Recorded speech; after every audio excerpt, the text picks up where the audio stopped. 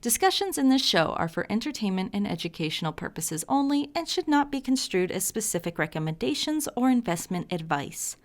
Always consult with your investment professional before making important investment decisions.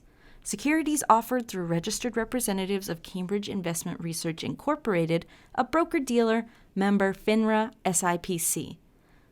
Advisory services through Cambridge Investment Research Advisors Incorporated, a registered investment advisor. Cambridge and SmartPro Financial are not affiliated. We're here with George Kamel talking about your new book, Breaking Free from Broke. George, this book was fantastic. And for me, any book that starts out in the first 40 pages referencing Lord of the Rings, Harry Potter, and Dumb and Dumber is going to be a good book no matter what. But this one's fantastic. It's about finance. It's amazing and loved reading it, got through it really quickly.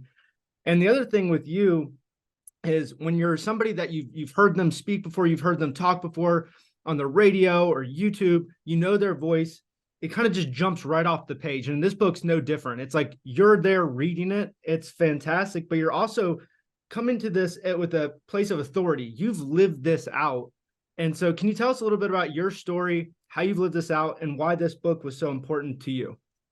Absolutely. Well, first of all, that's high praise. So thank you so much for that kind review there. And I did try to write a book that wasn't a root canal, a book that I would actually want to read when it comes to finances, that felt relevant, that had humor, it had story, and at the same time, you learned so much. And so I packed it with research because I didn't want this to be a book about my opinions. I want it to be a mix of my lived experience, what I've been hearing on the Ramsey Show for years, and all of the data out there that supports what we've been preaching and teaching for 30 years now. And so the heart of the book was, I had this crazy thesis that this financial system at large is designed to keep people broke.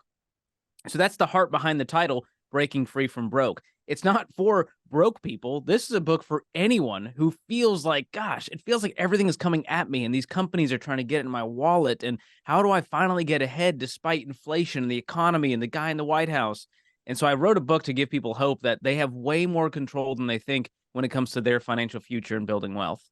Yeah, no, and it was fantastic. It comes through where you really, as somebody for me that lives this out, that lifestyle, knowing the Ramsey baby steps, going through it, I learned so much in here. There was so much information from the research that went into it, just the different topics. I was like, wow, it was incredibly eye-opening. And one of them, for us as a company at SmartPro, we talk all the time about leaving normal behind. It's one of our core values. And you start out the introduction with average sucks. So that really stuck out. That just stands out. It was like, oh man, that's right there. And it seems like the thing that keeps people average right off the bat, you call it the gateway drug, is that credit score. And you start each chapter with this dose of wisdom.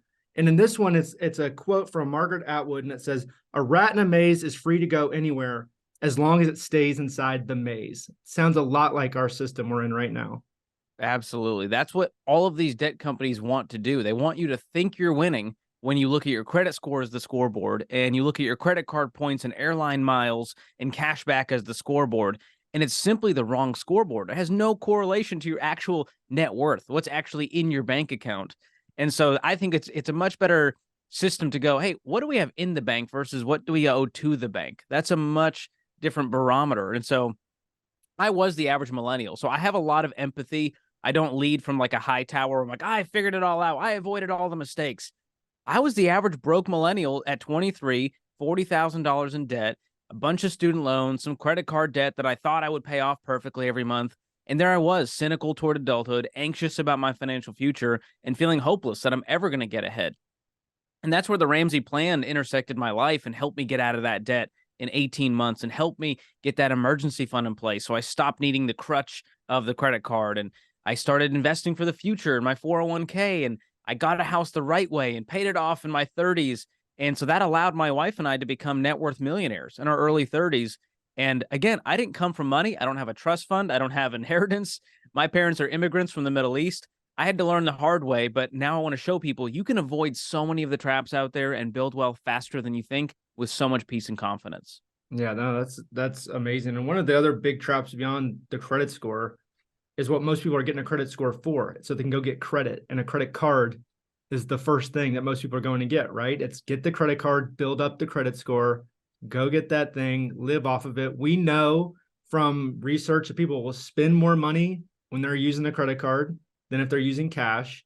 We also know that, credit card companies will send you offers and offers and offers. Like it keeps coming, right? And it's so just in our culture that this is how things are done. This is how you use money and you're using credit. But we know last year, people actually didn't pay off their credit cards. They actually carried those balances over month more than any other time. And we know that credit card debt is really at an all-time high. So credit cards are really becoming an issue in America. And they've been for a long time, but now they're really becoming an issue when it comes to building wealth. But instead of coming in from it in the chapter about, hey, don't have a credit card because of the interest, we know that. People know that. You came at it from a different angle. And it was one that I think kind of pulls more at things that are in culture right now. And you're coming from the point of view of, hey, those rewards that you think are going to take you to the next level, because people do that all the time, right? Well, I get my rewards, I get my airline miles.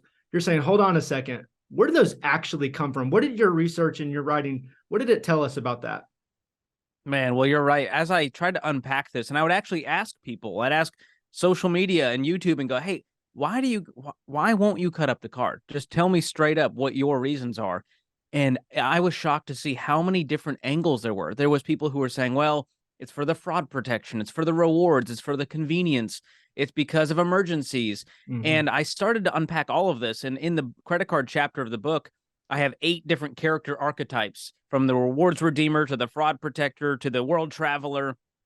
And I think that helped me understand kind of a more holistic view of what it's going to take for someone to cut up their card.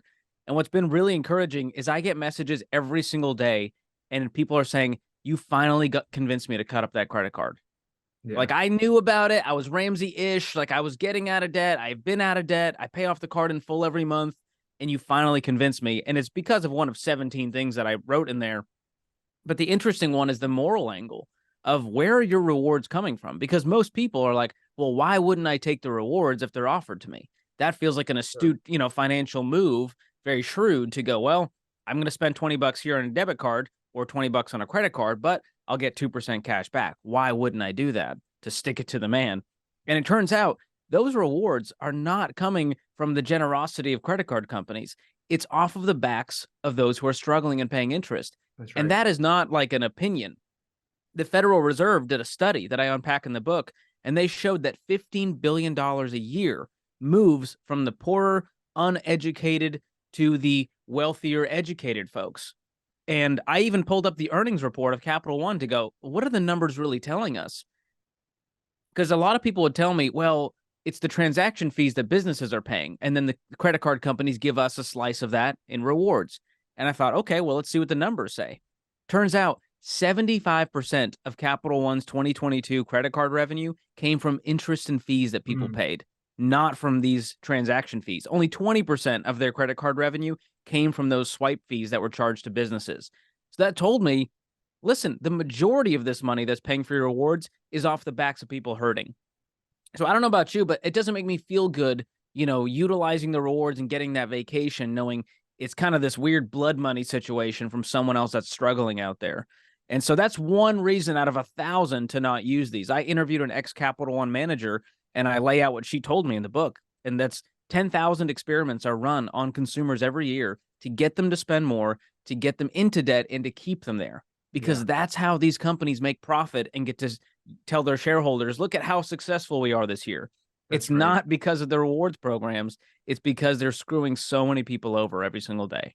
Yeah. And you even reference a study in here released from the Federal Reserve that lays that out perfectly. And it's like, wow, when you see where that transfer of money is happening, it does kind of change, like, oh, is that airport lounge? It's pretty crummy to begin with, really, really worth it, And the answer is absolutely no, because that, and I've just found I used to play that game. I used to have the Discover, cash back, and I would get 5% rotating cash back. So I'd go eat out because I thought I was being smart, even though I just spent 4 times more to eat out than I would eating at home to get 5% cash back. The math just ain't mathin'. And so the credit card companies want us to think we're winning, and they're switching all of their all of the ways they're tricking us. It's now not just cash back. It's, well, you get points. Well, what's 100,000 points? That could be $1,000, but we think, oh, we have 100,000 points. That's winning. Or we have 100,000 airline miles, which is really just one round trip flight. And so Yeah. we've got to wrap our hands around a new system, which is when I use my own money, I use it differently. And that's psychology. I prove that with an MIT study in the book. And I hope people can wrap their brains around that and just try it for 30 days. I have the challenge in the book. Cut it up for 30 days and stick to debit and cash and see how it changes the way you handle your money. That's right. But it's, so interesting to me too, is that when people think they're winning with credit cards, they will lay out the way in which they use this card for this, these points over here. And you're like, oh my goodness, the amount of energy and like brain power wasted on this. It's like I need someone to organize it all and have a full-time job just doing this system. Like it's one that you could see how people get trapped in really quickly when they think they watch a video online of how to do this. And it's like, no, this is not going to work out the way you are thinking. It's a lot of brain calories. One guy messaged me, he said, I have 16 cards. And when I'm in line, it's a fun game for me to figure out which one I can use to maximize my rewards for that purchase. And I'm going, dude, like we all work too hard to be spending this much energy helping the credit card companies win. Like, yeah, that's right. Just not worth it. That's a different definition of fun than most people right there. Yes. The other one that we talked about, or you talked about, and I say we because as a financial professional, we talk to people all the time with student loan debt. And student loan debt is a huge issue in society. Just a quick story of somebody that I sat down with once is they had $380,000 of student loan debt. But as we were going through the process of starting their accounts, they really wanted to start a Roth IRA. We're talking about it. We're going through, well, how much debt do you have? Well, I don't have any debt, right? I don't have a car payment. I rent. I don't have, so there's no debt. Okay, great. We're going through the budget. Well, let's max out this IRA. And we go through, well, I can only do $100 a month. Well, you make decent money. Why can we only do that? Well, I have my payments. You said you had no debt. Well, I have my student loan payment. It's almost like we've changed this in our mind where it's not even part of it's just everyone has it. It's part of the system.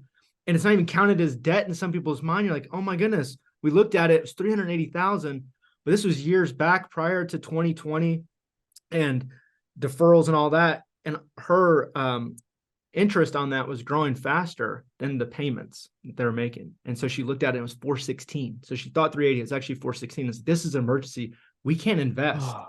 And so you see people, and the research you lay out in this chapter shows the numbers. People are delaying getting married. They're delaying investing, delaying buying a house, delaying having children. Like this is a big society problem. And student loans are right there at the core of it. Absolutely. I think it's definitely, I mean, we know that because of politics. They're making it one of the bigger issues is the student loan forgiveness. We're not talking about car loan forgiveness and credit card forgiveness. They're saying we feel like we got screwed. And I have a lot of empathy for those people because we're giving 17-year-olds the power to sign away their life in adulthood to the tune of $100,000, $200,000. Yeah. If this was a business investment, no bank would be issuing a 17-year-old $100,000 to go start a business of you incorporated to go get this degree. So I saw a funny meme yesterday that kind of helps take the anxiety out of this. It was like, why are we getting this? Why are we going to college? Well, we need to get a student loan to get a job to pay off the student loan. Like, cool. Makes sense. No. Yep. Right on. Go for it. And that's what people are finding out. And they're finding out that with these income-driven repayment plans and just making the minimum payment is causing their balance to go up because of the interest. And we don't tell students this at 17. They don't know what they're signing. We just tell them, this is the American dream. This is the path to upward mobility. Climb this corporate ladder. Go get the degree to make mom and dad happy. Go to mom and dad's alma mater, which now costs 10 times what it costs mom and dad, so that their reputation, is upheld. It's a ridiculous thing we're telling kids to do. And I'm glad. I think Gen Z is starting to go like, this kind of feels like a scam at this point. That college tuition has risen 400% since the 80s, and wages have not risen 400% since the 80s. Maybe this is not worth the ROI. Yeah. And I'm glad that people are starting to look at other opportunities in trade school and certification programs, or going to community colleges and in-state schools and getting those scholarships. I think education is so important, but it doesn't have to look like 6 figures of student loan debt. That's right. Because it does delay everything. And your research that your team did back that up. It shows it. And it's one of the sad things that we see all the time. Discussions in this show are for entertainment and educational purposes only and should not be construed as specific recommendations or investment advice. Always consult with your investment professional before making important investment decisions. Securities offered through registered representatives of Cambridge Investment Research Incorporated, a broker-dealer, member FINRA, SIPC. Advisory services through Cambridge Investment Research Advisors Incorporated, a registered investment advisor. Cambridge and SmartPro Financial are not affiliated. What really stood out to me, and I love this chapter maybe the most, and it's because it was on the different investment vehicles that are out there. And our world, so I say our world being that SmartPro Financial, we have 80 financial professionals that are SmartVestor pros or work on a team with the SmartVestor pros. So the investment side is really going to stick out to us. That's where we're going to really hone in on. We have to take these government exams that are boring and they break down these investment terms in boring ways. But what you did is you gave us that textbook definition, but then you went on and gave us the hot take on each of these different items, which I loved. I thought that was so cool. And so the one I want to look at is the one on single stocks, because you give the definition of what a single stock is. And then you say single stocks are like betting all your money on a single racehorse. Mutual funds let you own the racetrack. And I love that for us on our for our clients who are looking for the potential of growth long term. We use growth stock mutual funds, and we do the 4 buckets of it, right? So growth and income, aggressive growth, international. We put that in what we call our gazelle model and let that grow and do its thing, right? Like that's what really we've seen long term will build wealth for people. And you break down all these different product types that are out there. And what really I think shows, you guys talk about this all the time, of this whole money thing. It's 80% behavioral, 20% head knowledge. And a lot of time that head knowledge gets messed up on the investing side with 2 things, and it's fear and greed. And you can put a lot of these products in those 2 categories, fear and greed. Like, what are the ones that we know people get, they're scared and they're running to? And you talk about the different life insurance products that are out there, or the fixed annuity products, or the gold. Talk about the greed, and we look at things like maybe crypto or NFTs, and you're like, wow, just to follow those trends. And it's just not going to be a good way when it comes to your money to operate with fear and greed. And so I really love how you broke this down and these bite-sized takes on each of these different product types. Was there any of these products that really stood out to you as going, man, I'm so glad that, we avoid this with our advice, because the more I look at it, the more I'm just like, wow, this is not a good one. Yeah. As I started writing that chapter, it was like never ending. I was like, wait, we have to talk about day trading. Wait, we have to talk about, REITs and gold. And all of these things kept popping up that I've been hearing about. And people are DMing me every day saying, hey, is this a good place to put my money? I saw a TikTok telling me this is how wealthy people build wealth. And I thought so I'm like, thank you for coming to me first before putting all of your money into this NFT or into whatever the flavor of the day is. That's right. And truthfully, 30 years ago, a lot of these didn't exist. So every year there's a new investing method that's going to be the thing that's going to take off. And that's the part that scares me. And I've always said, when you follow the trends, you fall for the traps. And anything that's trendy and shiny right now is probably not where you want to put your money. There's very rare instances where I'm like, that was a good idea, versus the tried and true, overall US stock market is how most people actually build wealth in America. It's not off of that one crypto coin. It's not off that one leveraged real estate deal, regardless of what the Instagram bro told you. And so the one that stuck out to me was permanent life insurance. It's one of these things that Dave has been railing against for 30 years. And I thought it was like timeshares. I thought it was like, well, young people aren't going to do this. No one's going to fall for this eventually. But now they have spun up a whole new social media web, luring all these young investors in under the guise of, I'm a tax-free wealth strategist. And it's all these insurance salespeople that are sort of cosplaying as financial advisors, getting people into these very, very complicated, crazy, high commission products that really just make the salespeople a whole bunch of money and cause you to just have your money siphoned out for years and years and years. And so that one frustrates me because it is borderline scam. Like I'm shocked that it's even legal in America today to sell these products as investments and pitch them how they do on social media. So that one's really frustrating. Gold has also made a strong comeback with all the fear in the economy. And so people are starting to run towards gold. So I talk about precious metals as a trap. And then lastly, the one that was interesting to me is all these investing apps and sports betting. And they're starting to mix this gamification and gambling aspect with the palm of your hand. Yeah. Which I love the democratization of investing. The fact that anyone like my mom can just download an app and invest into the stock market is a beautiful thing. But what's scary is that you can just fat finger a transaction that destroys your financial life because you thought you knew something about margin and options and calls. And I'm like, these are the people that are losing their butts. And even worse, the people using acorns thinking that their spare change is somehow going to build wealth over time. Yeah. And so it's why I love what you guys do when we have real professionals out there showing people a better way to build wealth that doesn't involve just a little iPhone app that's sending you notifications telling you, hey, you want to come back and make a trade? You want to come back and make a trade? That's going to cause people to stumble along the way. And you're right. I talk about the three stooges of wealth building at the end of that chapter, and it's fear, greed, and pride. Yeah. And with every single investing trap, I could point to what underlying emotion is behind that. And with gold, it's fear. With crypto and NFTs, there's greed. And then with, pride is the day traders out there and the people who are going to leverage the real estate because they think they know better. They think they're smarter than everyone. And I like being the tortoise instead of the hare. It's a much more peaceful way to live. I don't check my investments once a day or trade once a day.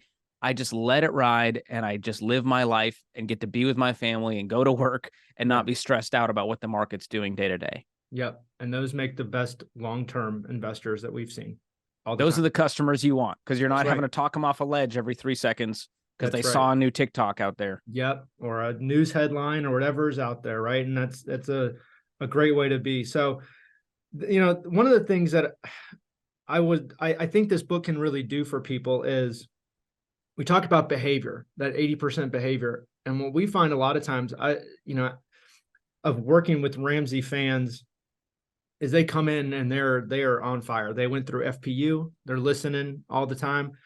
They come to us and they're ready to go.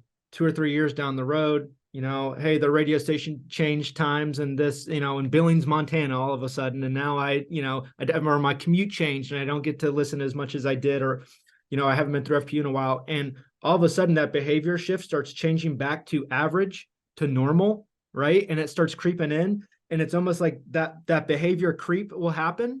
And all of these traps start coming back and people start getting off message a little bit of what they're trying to do with their finances. How do you think your book will help bring them back in? How can you re-inspire some of those Ramsey fans that maybe, haven't plugged in as much as they should in the last couple of years? Yeah, that's a great question. And I found that I was shocked to see how many reviews on the book were people saying, oh my gosh, like I had kind of fallen off the wagon a little bit. I was listening to Dave. I had followed him for years, but I kind of got I kind of got a little lazy. And this book lit a fire under me. And I think a lot of it is it's instilling hope with a ton of information and a ton of humor.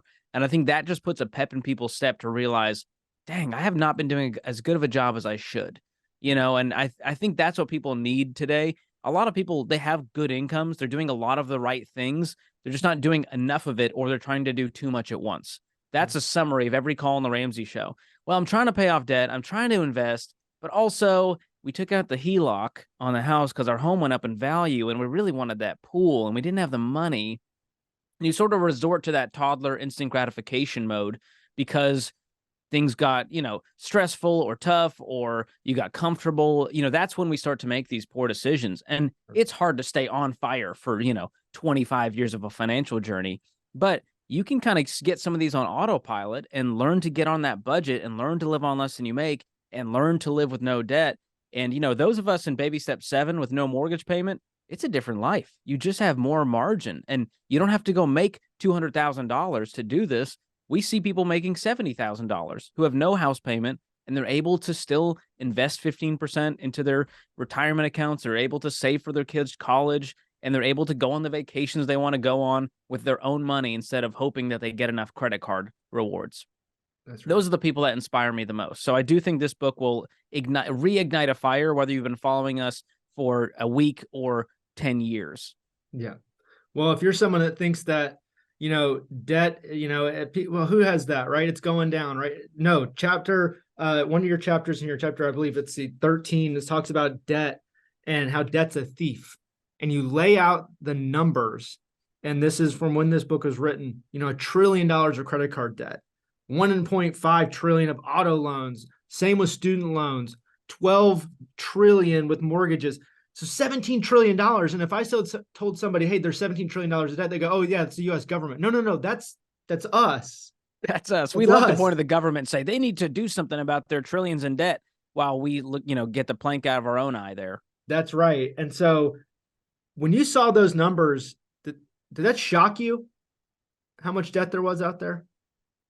It did. To just fully, it's hard to grasp when you say the word trillion, because you're like, okay, a billion is 1,000 millions, a trillion is 1,000 billions.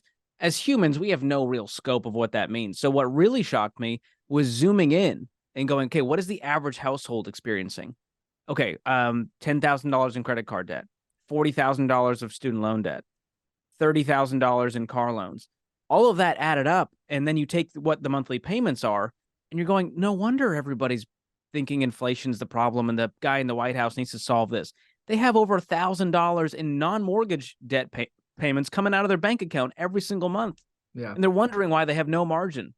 And so that's the big eye-opener there. I think this is one of the best sort of takedowns of the debt culture that I've seen out there, and I tried really hard to, obviously it's the Ramsey way and we're like, yeah, no debt. But I think people that don't know Ramsey will look at this and go, I gotta, you know what? Can I read you a message I got from a banker? This was eye-opening.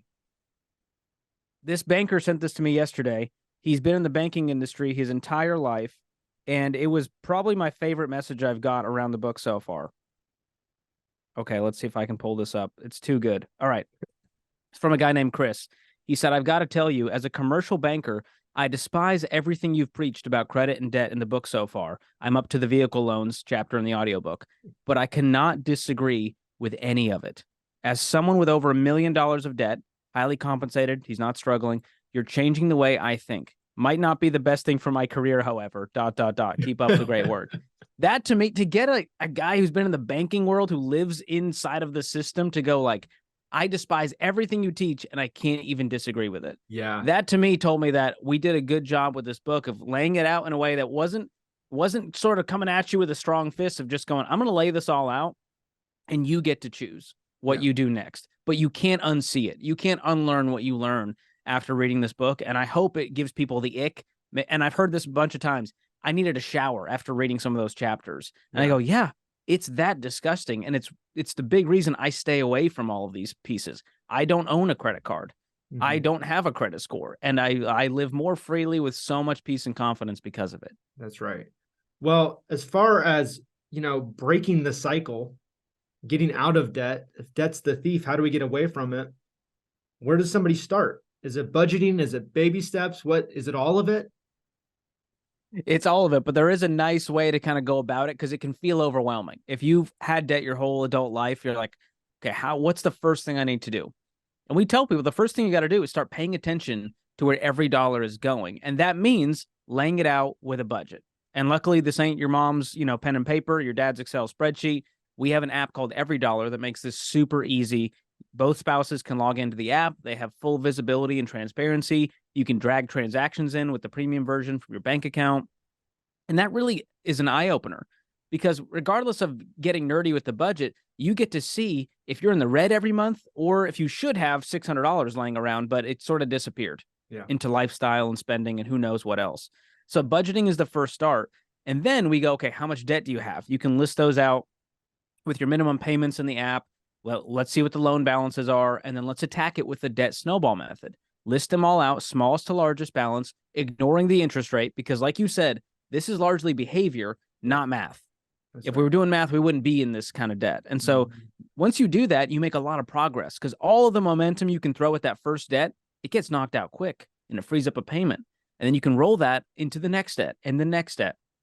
And most people following this plan with what we call gazelle intensity, they get out of all consumer debt, everything but the mortgage, in 18 to 24 months. Wow. That's a long time for sacrifice, but it's such a short time as far as the rest of your life goes. That's right. Imagine 18 months of sacrifice for another 18 years of freedom on the other side. Yeah. That's worth doing. And so that's how everyone gets out of debt. It starts with the budget. That's the foundation of the entire plan, regardless of whether you're in debt or not. But then the debt snowball method is the way to approach it. And that might mean cutting things out of your lifestyle, cutting that membership, those subscriptions, eating out less. It might mean going out and making more, whether that's your full-time core income or side hustles. That's right. Wow. I as far as going through the budgeting, I was someone that resisted that for so long. And I know you're like, what? No. Every time I listened to the Ramsey show and somebody would do their debt-free scream, and David said, what's the secret to getting out of debt? And I say, don't say budgeting, don't say budgeting, don't say budgeting, right? Give me something else, right? Budgeting. And you're like, oh man. So, I know that you can't resist that. If you're listening to this and you're going, well, I'm going to do that, but I'm not going to budget. I'll do it in my head. It's like, no, go get every dollar, go get the premium version.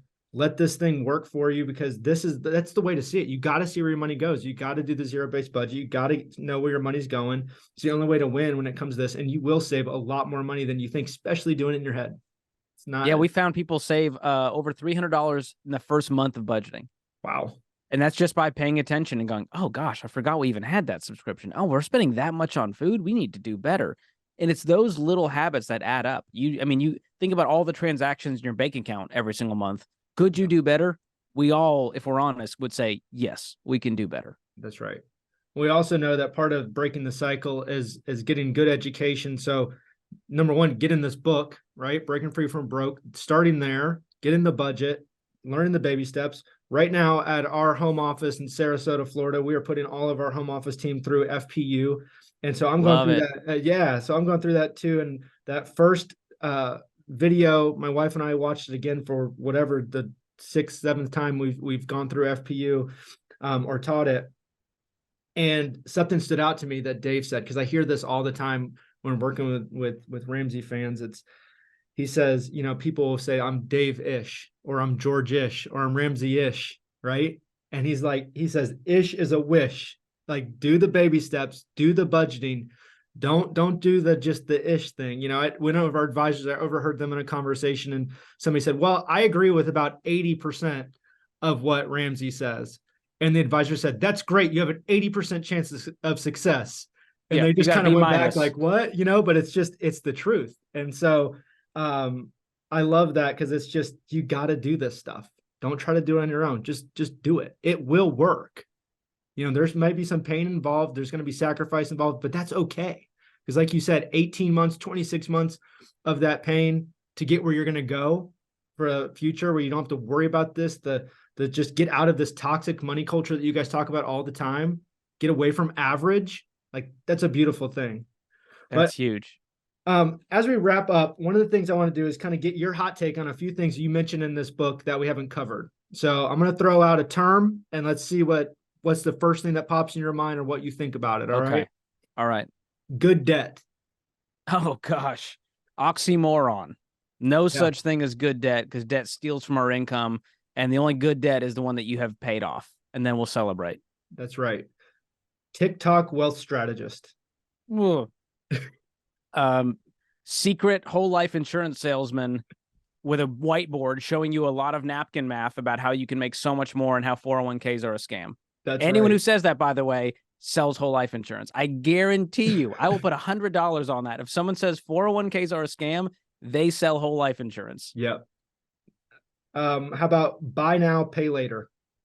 Oh, short-term convenience with a long-term cost. And all these buy now, pay later companies brag to retailers how customers will spend 45% more on the average store order because of psychology. Because when you see that $100 turn into $25 a month, you're going to add more to your cart. That is how it works. And so regardless of the schemes and interest and fees and all the different fine print, it is not worth your piece or your payments. Yep. Crypto, bro. Oh, gosh. I just first think of the guy who has hashtag Bitcoin in their Twitter/X profile. And I'm like, if I put hashtag mutual funds in my Twitter profile, you would say I need counseling. Yeah. And so the fact that these people are so obsessed, I compare it to Mary Kay and multi-level marketing in the book. And I think it's a really strong analogy. I think that was a good one, because it's all based on hype, and they have devoted their life to this. And most of them are single and living in their mom's basement. So tread with caution. All right. The last one, Keurig coffee. Ooh, I just threw up in my mouth a little. Now, if you know me, you know I'm a little bit bougie when it comes to coffee. I'm drinking the free Ramsey coffee, which is at least 10 times better than the Keurig stuff. I've moved on to Nespresso. Once you go Nespresso, you can't go back. All Once you right. get a taste of that rich, thick European coffee from the pod, it's hard to go back to the watery, it reminds me of my college days, just making the Keurig. So no shame if you love your Keurig, but you can do better. That's right. Well, this has been fantastic. I encourage everyone, go out there, buy this book, give it to somebody you care about, read it. It's great. But how else can people access you, listen to you, get your content? Well, of course, I'm co-hosting the Ramsey Show multiple times a week. So you can always tune into that on podcast, on YouTube. I've got another show. If you're like, hey, Ramsey Show's a little intense for me or to my friends, check out one I do called Smart Money Happy Hour with Rachel Cruz, a fellow Ramsey personality. It's fun. We have a drink. We talk about pop culture and money. It's always hilarious, and it goes off the rails. And we kind of sneak attack you with some money teaching, and you didn't even realize it. Yep. And of course, I've got my own YouTube channel, 3 videos a week, helping people doing the deeper dives with, of course, a ton of humor and memes and clips to keep it entertaining. And that's been really fun. We're the fastest growing YouTube channel on the Ramsey Network right now. And so I'm doing a whole bunch. And of course, on Instagram, connect with me at George Kamel with a K. Would love to hear from you guys if you listen to this. George, thank you so much for your time. It's an honor. Thanks for having me. Keep up the great work.